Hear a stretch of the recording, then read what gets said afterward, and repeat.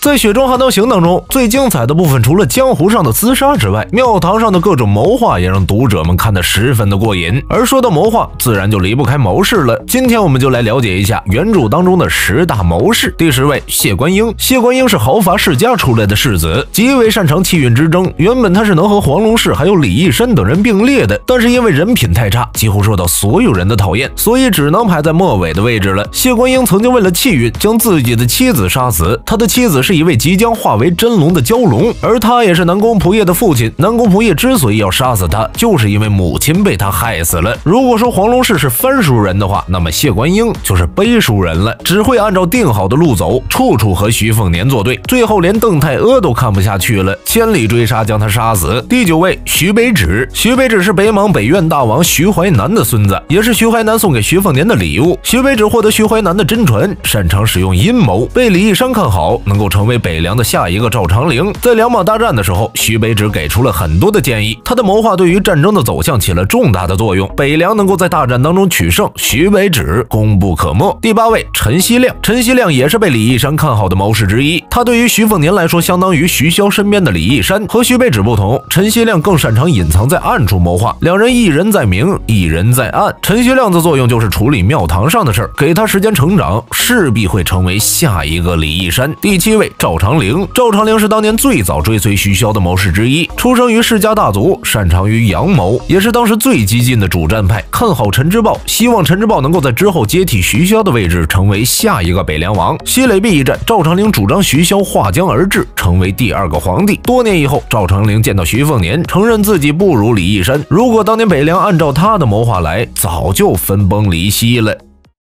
在《雪中悍刀行》当中，顶级谋士是每个大人物都重视的存在。原著当中能够排进前10的都有谁呢？第6位，陆许。陆许当年也是士族子弟，在家族被灭后，自毁了双眼，发誓永生不入仕途，曾被黄龙士传授骑术，和徐凤年下过棋。当时的徐凤年顾虑太多，没能把陆许这个人才收在身边。后面陆许被靖安王赵恒带入王府，成为了王府的幕僚。靖安王极其看好陆许，也十分的尊敬他。陆许也的确很有才能，在靖安王赵恒死后，几乎就是他一人扛起了整个王府。靖安王世子不是他的最终归宿，去到京城后的他成为了黎阳王朝第2个原本溪。为了回报徐凤年的引荐之恩，陆许多次在泰安城帮助北凉。第5位，北莽太平令。北莽太平令在当年隐姓埋名，在中原游历了20年。20年的时间里，他一直在学习中原的先进文化和技术。游历结束后，将这些年的所见所闻带回了北莽，帮助女帝谋划统一天下的宏图伟业。第4位，纳兰右慈。纳兰右慈是燕次王赵昺的谋士，虽然是谋士，但是纳兰右慈的地位要比赵昺还要高。每次出行的时候，坐马车的都是他，反而作为主子的赵昺去当马夫。纳兰右慈年轻的时候曾和李义山一起游历，那个时候的他喜欢上了李义山，只可惜他是个男儿身。为了完成李义山的谋划，纳兰右慈甚至想逼徐凤年坐上皇位。在徐凤年对皇位没有兴趣的情况下，他扶持了赵柱，成为了黎阳的新皇帝。